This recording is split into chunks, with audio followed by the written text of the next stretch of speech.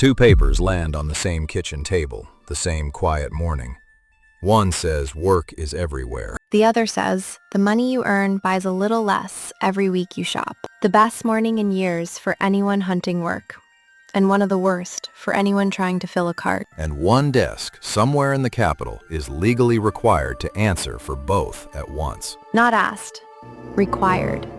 It's written into the job itself. They were handed a seesaw. Work rides one end, prices ride the other, by design. So that's today's fight. When both ends matter and both can break, which one should the bank protect? Wrong question. The law already gave its answer. Badly, and on purpose, both of them. Start with the sentence itself. One line of law tells this bank, keep prices steady and keep people working. Two commands, one institution, and no ranking written between them. To understand why anyone would write a law like that, look at the two ways money can fail a country. Fail one way, and the work itself disappears.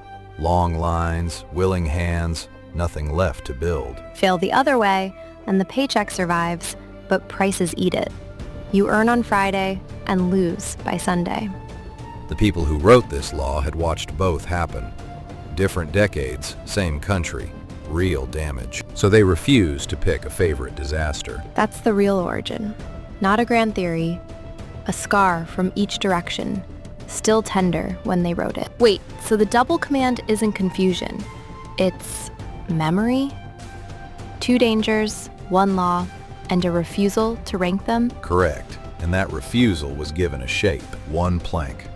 Work rests on one end, prices rest on the other. The law is the pivot, bolted dead center. Which sounds fair, balanced, almost peaceful. It isn't peaceful. A pivot in the middle settles nothing at all.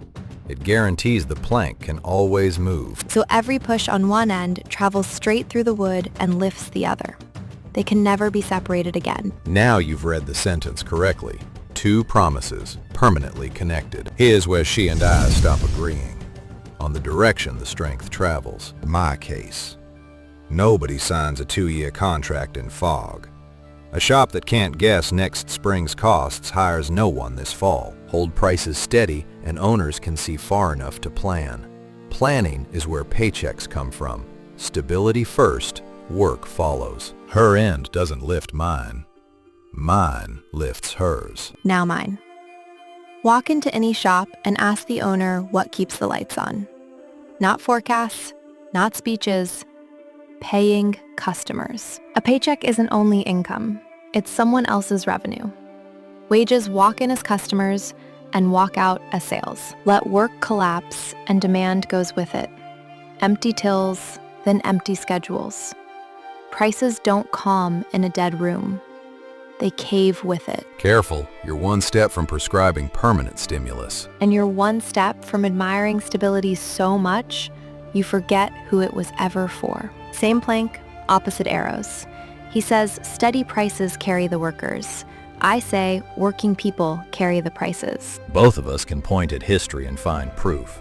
That's what makes it a fight, not a lecture. So don't ask which of us is right. Ask which failure frightens you more. And notice your answer can change. Now the useful comparison. Not every central bank carries two commands. Some are handed exactly one. Prices first, prices always. Everything else is someone else's problem. And there's a real case for that. One goal means one scoreboard. Success or failure in a single number anyone can check. No hiding behind the other promise. No, we missed on prices, but look at the hiring. Clarity has teeth. Clarity also has a blind spot. And the blind spot has a face. It's people. Picture that bank in a terrible year for work. Quiet factories, growing applications. Its own rule says, not my window. By design. By design, it must watch the line outside grow and keep its gaze on the other goal. The looking away is written in. Which its defenders call the entire point. A bank that can't be begged into rescues can't be blamed into ruin. Meanwhile, the two-command bank keeps both voices indoors at the same table. Nobody's pain is officially invisible there. The argument doesn't vanish out there. It just moves outside the building, louder, and with no referee. So that's the honest trade. One command buys a clean scoreboard. And a hard heart. 2 commands buy flexibility and fuzz. Serve 2 goals and every miss arrives with an excuse attached, and blame lands from both directions at once. Whichever end tips, half the country calls it betrayal. Notice that neither side gets to be innocent. The 1 command bank owns its coldness. The 2 command bank owns its fuzz. Structure, not virtue.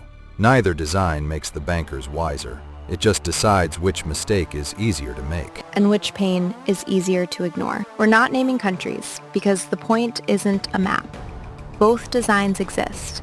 Both are defended by serious people. And both send the same invoice, just addressed differently. Hold that thought in your pocket. It explains why our plank was built the way it was.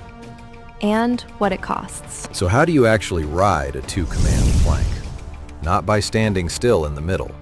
You lean. When prices break loose, the rider's weight shifts toward the money side and stays there until they settle. When work starts vanishing, the weight slides back toward paychecks until hiring can breathe again. The law names the 2 ends. It never says how hard to lean or for how long.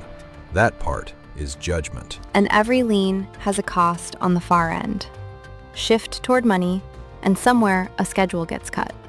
Shift toward work, and somewhere a cart gets lighter. Nobody rides this thing clean. Which is why the plank never stops moving. It isn't broken. It was never supposed to stop. So go back to where we started this morning. 2 papers, 1 table. What did the law actually settle? Far less than people think. It never picked a winner between the ends. It picked the participants. The double command isn't an answer. It's standing permission for this exact quarrel, renewed every time the plank moves. Written by people who trusted neither promise alone.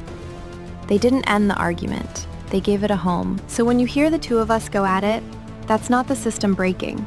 That's the system running as designed. And if you've ever cheered one headline and dreaded the other in the same breath, you've already ridden this plank. The same morning, news lands as relief on one end of the plank and lands as a bill on the other. Neither of us disputes the design of the plank. What we dispute is where the weight belongs today. I keep my case. Money that holds its value is the floor that everything else stands on. Guard the floor first. And I keep mine. A paycheck that arrives is the first stability most families ever feel. Guard the people earning it. Her lien risks the money. My lien risks the workers. There is no lien that risks nothing. So we won't crown an end. So whichever end rises next, ask what we always ask. Who benefits? Who pays? And who's carrying the risk?